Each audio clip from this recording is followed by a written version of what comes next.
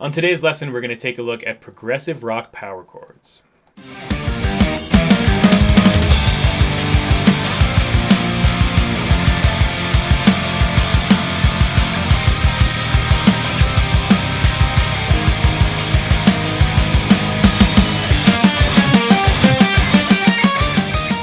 This is a very simple idea, but it has a really cool sound. All we're going to do is take a power chord, in this case a G power chord. So 3rd fret, 5th fret, and 5th fret. We're going to take that octave G in this case, and we're going to slide it up a major second, or 2 frets. So that goes up to the 7th fret. So we have 3, 5, and then 7.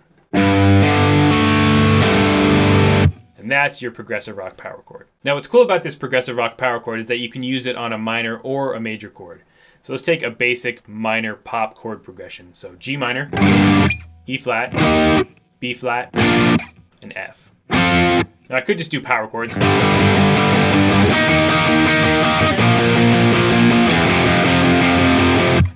I could also turn all of those into progressive rock power chords.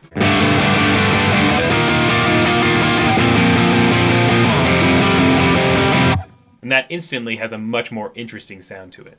Because these prog rock power chords work over minor and major chords just like a normal power chord would, you can replace any normal power chord with a prog rock power chord if you want a more interesting sound. Let's take a look at how I might use some of these ideas in one of my songs.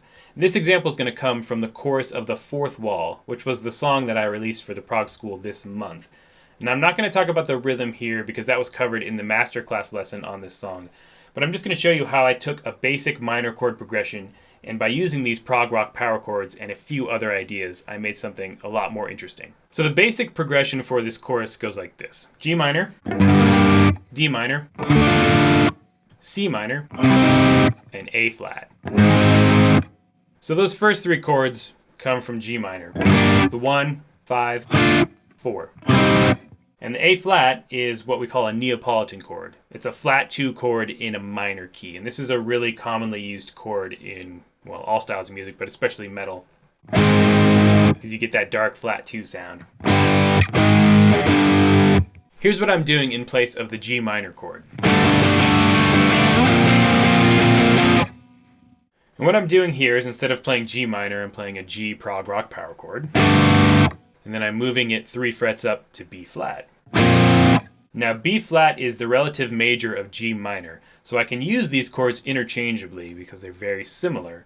So what I'm doing here is to get a little more interest and have the chords move more often. I'm just going to do a G prog rock power chord and then a B flat prog rock power chord. And because these prog rock power chords work over minor and major chords, I can use the same shape for both. The second chord is D minor. And what I do here is a chord inversion. So the notes of D minor are D, F, and A. And typically you'd put the root note in the bottom, in this case D. But I'm going to invert it, so I'm going to put the note F on the bottom. So I have F, and then a D minor chord on top. Same chord, but gives it a different sound. Our third chord is C minor here, and I'm going to do the same thing I did on the D minor chord and put the 3rd in the bass. The 3rd of C minor is E flat, so you get this shape. And then I move to a root position C minor chord. That means the C is in the bass. You get this to this. And that just creates a little bit of extra movement in the bass notes. The last chord in this progression is the A flat major, the Neapolitan chord. What I'm going to do here is turn this into a progressive rock power chord as well, built off of A flat. And then what I do is a variation here. If we slide the pinky up on a prog rock power chord, you get a straight minor chord. So what I do here is this. So really that changes this from being a major chord to being a minor chord. So A flat major, A flat minor. And that's a really interesting move back to the G minor chord when it happens. Creates a little bit of an extra dark feeling moving from A flat minor to G minor. And here's all these chords back to back.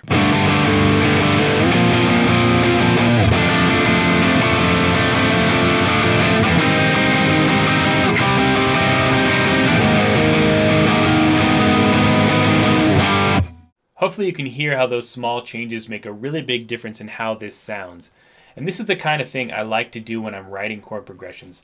Not necessarily that I'm going to make the most insane chord progressions with really weird chords, but I might take a simple progression like this, do some basic variations to it, to come up with something that's a little bit less cliche sounding. If you enjoyed this lesson, subscribe and hit the little bell notification to be notified when more prog goodness drops. Till next time, stay proggy.